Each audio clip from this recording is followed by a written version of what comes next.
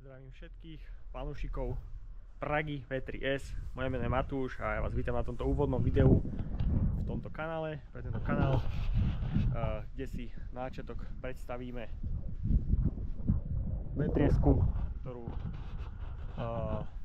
sa chystám prerobiť a dať na papiere, poupravovať, spraviť takú generálnu opravu všetkých súčastí, ktoré si postupne poukazujeme. V3S-ka je momentálne zazimovaná a zakrytá, si nevybraté baterky, všetko si po nej poukazujeme. Dneska nás čaká jej odokrytie, alebo teda odbalenie, nakoľko budúci deň chystá drevo. Ukážeme si, v akom aktuálnom stave sa nachádza, čo všetko sa chystáme nej spraviť, čo sa už na nej robilo, čo sa na nej robí, a postupne si budeme dokumentovať ten celý proces premeny na V3S-ku, ktorá bude, hádam, verím, že niekedy jazdiť reálne na cestách a bude na značkách. Poďme na to. Tu máme odokrytú, ideme si niečo povedať o... je to vlastne verzia valník so zadnou korbou, celoddrevenou, ktorá už je po repase veľkom. To si povieme za chvíľočku. Čo sa týka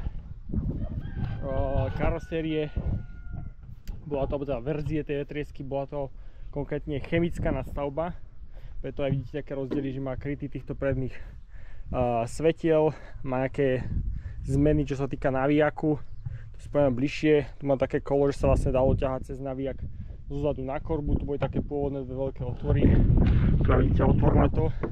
Tej korby, tu som prerábal vlastne pred nejakými 3 rokmi, lebo už bola totálne prehnitá. Šlo tam vlastne nová podlaha, šli tam na komplet nové priečníky, všetko zdvihneme, jak to vidíte.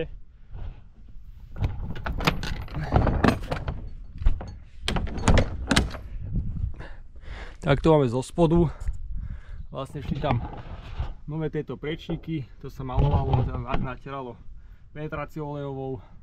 A rovnako priečníky, tie sú z agáču, toto sú z dubového drevu. Je to vyschnuté 6 priečník, tak ako vlastne bolo v pôvodnej verzii, len sú nahradené novými, lebo staré už boli tak prehnité, že sa to nedalo tam nič voziť. A vlastne priečníky budú mať cukpanty, ako to bolo originál spravené. Vtedy, keď bolo dole vlastne šasi celé, tak, alebo teda celá korba bola dole, tak bolo dokryté šasi. Ak ja nájdem nejaké staršie fotky, tak vám to môžem ukázať, kde sa vlastne vyčistilo komplet vnútro, lebo to bolo od dreva, pilín a nánosu, bahna, všetko zašpinavé. To som vystriekal vápkou.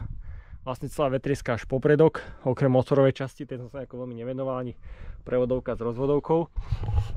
Každopádne korba bola celá dole. Premazali sa niektoré časti pohyblivé, spravila sa uzávierka zadných diferákov. Potom sa vlastne natreli, dá sa povedať, že 80% šasy, 70% sa natrelo najprv základom, rovnako aj celá kabína, lebo už bola v dosť zlatnom stave. Sa vlastne prebrusilo najprv z časti, kde bolo treba, takéto zahrdzavené časti. Pretalo sa to základom. Keď sa to pretalo základom, potom sa dala povrchovka, kabína sa striekala takouto vojenskou, bolo to jednoduchšie pre výrobu. A zadok, tieto bočnice vlastne, toto predné čelo, aj zadné dvere sa len dali dole, to je originál drevo, ktoré tam bolo, len sa urobil prebrus, aby takéto sprachnené drevo išlo dole, vnútra sa to natrelo všetko olejom, to je vlastne dvakrát natierané po ročným intervalom, natraté olejom, a zvonku je to natraté aj farbu, aby to malo lepší vzhľad, aj to lepšie vydržalo. Priečníky, na to sa potom podávala tá hlavná nosná plocha, to sú tieto, je to zo smrkáču, je to tuším 25 náhrubká doska. To drevo dosť pracuje, pekne to vidieť na tých medzerách, tie medzery tam vôbec neboli, keď som to robieval, neviem, či na ne fotky. Možno taký malinký detail, čo som neurobil moc dobre, ja som to chytal skrutkami 45 na 3 mm hrúbky, alebo priemer tých skrutiek, a keď je plne naložená V3S-ka, tak tá korba pracuje. Niektoré tie skrutky už povolili, že ich normálne strihlo, takže to by som na budúce spravil lepšie. Rovnako bol dole tento rám celý, ten sa prebrusoval, po neho sa vlastne zameriavali aj tie priečníky agatové, to sa vlastne spravila na novo celá korba.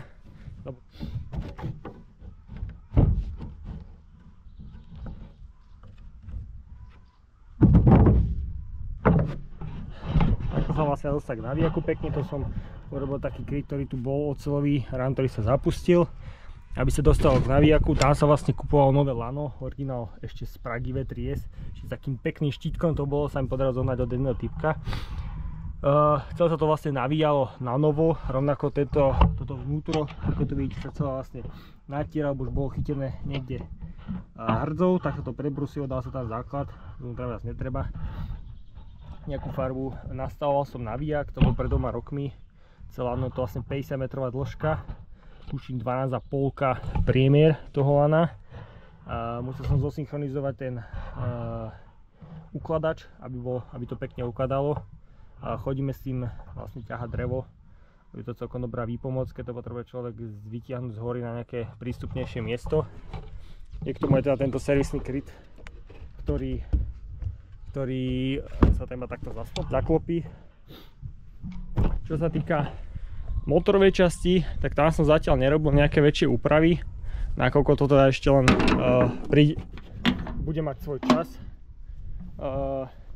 Rovnako elektrika je tu totálne mŕtva, čo sa týka nejakého osvetlenia a nejakých iných súčastí. Ja sa takto báchnem.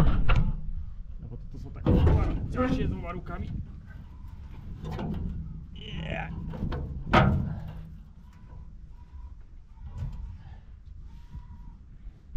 Na motore sa vlastne musí robiť trošku väčšia generálka. Minimálne tieto remene to sú celkom v sajku, čo idú z chladenia od kulkovej hriadele na pohon. Tu je vlastne dynamo, ten už je taký polomrtvý ten remen, ten sa bude musieť vymeniť celý. Rovnako filter vzduchový, tam musíte vytiahnuť, vyčistiť olej stade. Sa nechcem pozrieť celé, či je v poriadku. Rovnako aj výfukové potrebe, nie som sa tým úplne istý, že sa mi to podarí zhodiť, lebo výfuk to je taká ošemetná vec. Rovnako sme spravili som takéto blatníky z takých tých klasických asfaltových pásov z bane, to sa mi podarilo zohnať do jedného kolegu. Skriňu, kde mám schovaný vlastne zdvihák a nejaké podložky, keď potrebujem hľadať dole koleso, rovnako nejaké vzduchové hadice, tu mám tyčku na demontáž. Čo sa týka vnútra, vlastne tým, že V3 po zime, tak dneska tam idem vkladať baterky, sem pod stoličku. Interiér, tí, ktorí znáte, je štandardný. Tu mám nejaký pavúčik, si spravil pavučinu. Z riadecej dosky, ale teda z kokpitu funguje štartovanie, signalizácia zapaľovania. Tu máme vlastne ampermeter, ktorý neviem, či úplne dobre funguje dobíjanie, lebo takto skáče, keď je naštartované. Tu máme tlakomer vzduchu, koľko natlačené na brzdy.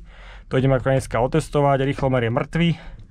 A tu máme teplotu oleja, ktorá tiež neviem, či dobre funguje, ale sa mi vidí, že nie. Tu máme štartér, alebo teda na kľúčiky zapaľovanie. Toto sú smerovky a tu máme nejaký ovládač na osvetlenie. Rovnako tu máme, tu je vlastne riadiaca páka, ručná brzda, plyn, brzda, spojka. V3 má riešené osvetlenie hlavných svetiel cez takýto nožný vypínač. Je tu vlastne 4-stupňová prevodovka, 1, 2, 3, 4 a R-ko sa ťahá hore a k sebe. Tu máme vlastne ovládanie páky, tu je navíjak, tu máme redukciu do pomála do rýchla. Keď ju dáte do stredu, tak si môžete zapnúť navíjak a tu je predný náhon, ktorý sa zapína hlavne v teréne. Pod týmto máme motor. Dneska to skúsime naštartovať, vložíme si tam baterky a uvidíme, ako to po zime chytí. Poďme na to. Oleju máme dosť po zime. Aj keď trošku by sa možno oplatilo doliať, ale na štartovanie to stačí. Nafta. Pozrieme, koľko je na nádržiach. Na tom je taký špeciálny, vysoko sofistikovaný merač. Takúto parádnu palicu, ktorá sa takto vospe do nádrže. Na doraz. A máme tam dajakých 50 litrov. Dobre, môže byť. No, baterky máme nahodené. Horko ťažko, bo toto je Mordor. Ultra ťažký, máme tu 12V 140 Ah baterky. V3 má takú zaujímavosť, že ona má kostru plusový pól a ostatné je vedené v mínusovom na dnešných autách, alebo v dnešnej dobe sa to už robí presne opačne. Máme ich vymedzené proti pohybu, zakryjú sa a ideme skúsiť túto obludu prebudiť k životy po zimnom spánku.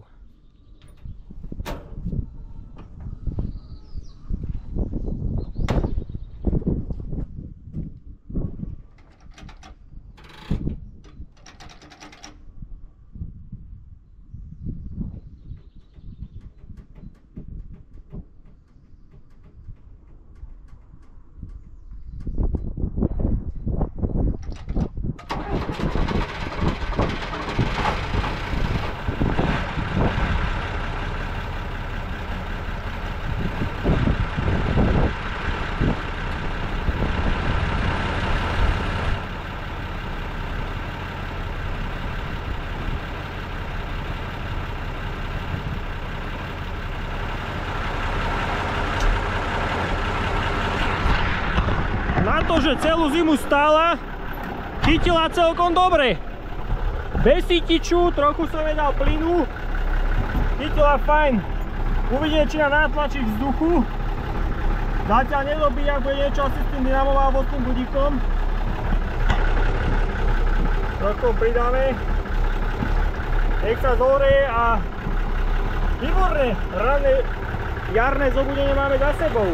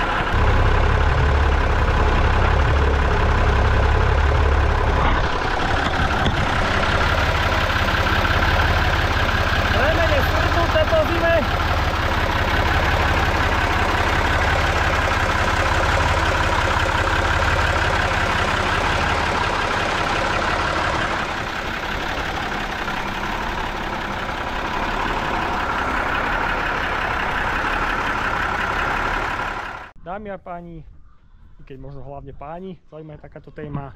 Verím, že sa vám toto úvodné video páčilo do úvodu problematiky, čo sa týka prestavby tejto vetriesky na papiere, alebo teda opravy na papiere. Čaká nás tam komplet celá elektrika prerobiť. Pneumatický brzdový systém, ten som už začal robiť, to bude potom v ďalšom videu, čo som robí na novo. Čaká nás tam spraviť motor, vrátane všetkých výmenov oleja v reduktore, prevodovke, diferákoch, reduktorov v každom kolese. To bude olejová časť.